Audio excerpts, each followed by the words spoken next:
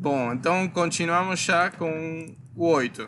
Mas aí essa parte do binding é muito importante. É básico para qualquer desenvolvimento em UI5. Vamos ver a parte de internacionalização, a parte de traduções, sim, de textos no nosso aplicativo. Primeiramente, dentro de nossa pasta web app, uma pasta i18n, e dentro dessa pasta temos um arquivo i18n.property. O arquivo é muito simples. Do lado esquerdo temos um identificador, como o nome de uma variável, e do lado direito temos um texto. Aqui, neste caso, seria o identificador, e também neste arquivo podemos ter um texto com um parâmetro, um ou vários parâmetros. Sim? A chave 0 é o primeiro parâmetro, chave 1 é o segundo parâmetro e assim. E podemos ter a quantidade de parâmetros que quiser. A ideia é não utilizar nas views e no controller textos hardcodeados. Por exemplo, o say hello não utilizar na view ou no controller. A ideia é utilizar basicamente os identificadores. Por quê? Porque o que acontece? Este arquivo i18n properties é o arquivo principal. Mas quando eu quero fazer uma tradução, eu consigo criar outros arquivos especificamente para cada idioma que eu quero traduzir. Então eu tenho o meu arquivo principal, que seria o default. Quando é, por exemplo, para algum idioma eu não tenho tradução, eu vou geralmente no principal. E depois eu posso traduzir para o português, posso traduzir para o inglês. O nome dos arquivos é i18n, underline, e o idioma para qual estou traduzindo. Sim? PT português tem o código de idioma. Isso aí é standard. Sempre .property. Então, um arquivo com uma tradução, o que tem? Tem a mesma coisa, só que em português vai ter show hello button text igual, e aqui olha, e aqui no mesmo. Vai ter hello message igual, olha, e chave 0 chave. Mas como incorporamos as traduções no aplicativo UI5? Nesse caso, vamos utilizar um modelo chamado de Resource Model. Adicionamos a dependência no nosso controller, recebemos no parâmetro Resource Model de forma assíncrona, e para a instanciação é parecido com o JSON Model, só que o único que vamos fazer é New Resource Model, vamos passar um objeto como parâmetro, e esse objeto vai ter um atributo, vai ser a ubicação do meu arquivo i18n. Lembrem que aqui temos SAP UI Demo Walkthrough é nosso namespace. Onde está definido nosso namespace? Isso, é index.html. Lembrem que quando fazemos o Bootstrap, temos o atributo Resource Roots, certo? E aí definimos o nosso namespace e atrelamos o namespace a uma ubicação. Então, lá definimos nosso namespace. Então, temos o nosso namespace, que é SAP UI Demo Walkthrough, que está apontando aonde? A ponto barra, certo? A ubicação atual, para o index. Depois temos a pasta i18n e nosso arquivo i18n, que não precisamos colocar nada mais. Não precisamos colocar traço pt, ponto properties, não. Aí é sempre fixo, sim? i18n. E aqui o que fazemos é simplesmente, utilizando o setModel, indicamos qual é o nosso modelo. Aqui sim, estamos indicando o nome do nosso modelo. Estamos fazendo o mesmo que estávamos fazendo antes. Lembrem que aqui o que fazíamos era this, é o controller, getView, sim? E na view estamos chamando o método setModel, mas sem um segundo parâmetro. Então esse é o modelo por default. Aqui o que fazemos é a mesma coisa, this getView setModel, passamos um modelo, indicamos o nome desse modelo, que neste caso vai ser i18n. Sim? Vamos deixar isto para daqui a pouco. Em a view, em lugar de ter o texto fijo para nosso botão, lembrem como tínhamos antes, temos o texto fijo say hello. Então, em lugar de ter esse texto fixo, vamos ter o valor do nosso modelo i18n. Sempre que um modelo não for default, eu tenho que colocar no binding. Sim, esse também é um binding. Por quê? Porque eu estou basicamente colocando como valor do atributo text o valor que tem algum atributo de algum modelo, certo? Estou fazendo um binding. Então, sempre que não for um modelo por default, eu tenho que colocar o nome do modelo que eu indiquei onde? Eu indiquei aqui, no setModel.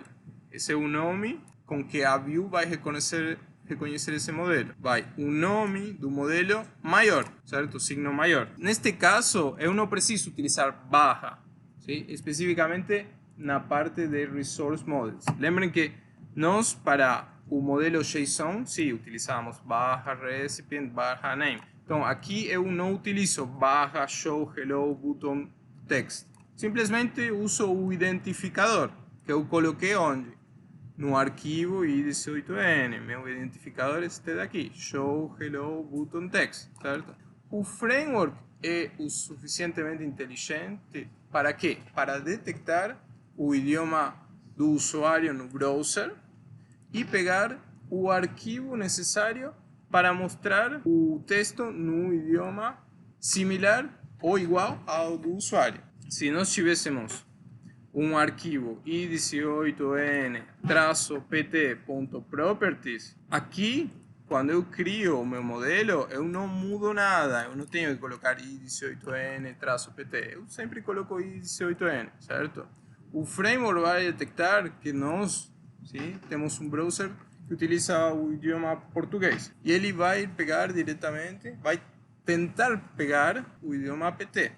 Sim? Se ele não encontrar, ele vai ir para o arquivo por default. E a parte que estava faltando, o que acontece? Quando eu preciso utilizar um parâmetro, uma tradução, o que realmente o que tenho que fazer é gerar essa tradução de forma dinâmica. Como eu faço? Quando eu pressiono o botão Say Hello, o que eu vou fazer é this getView, o controller vai pegar a view e vai pedir a view o modelo i18n. O modelo, sim, este modelo Resource Model tem um método que chama getResourceBundle. Então, esse daí é um objeto. Eu coloco na variável o bundle. Depois, o que eu faço? This getView, getModel, e eu não passo nenhum parâmetro. Por quê? Porque eu estou obtendo o quê? O modelo por default. E chamo ao método do modelo getProperty. Esse modelo, que tipo de modelo é? Este daqui, este que estou obtendo aqui. Então, este daqui é um JSON model, certo? E aqui eu tenho a propriedade, sim, recipient name.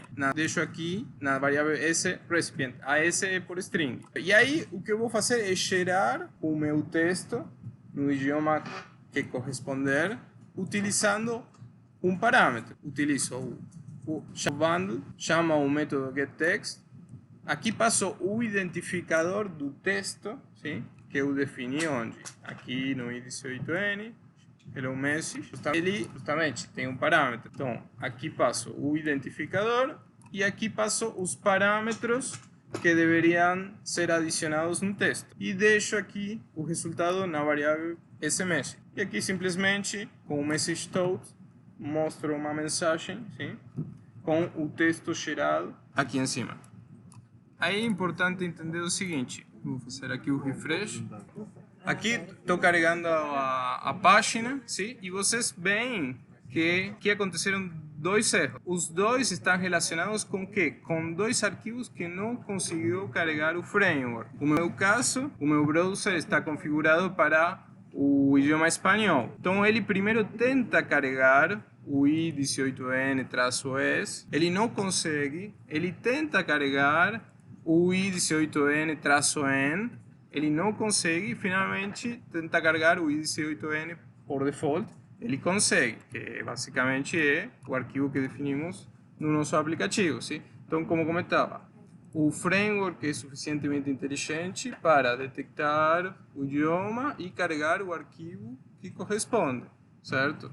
Em função do idioma. Aí, o que eu queria explicar para vocês era um tema que, se alguma vez algum de vocês trabalhou com um arquivo i18n.properties no SAP v5, tem um problema que acontece muito, que é um problema de encoding, e seria o seguinte.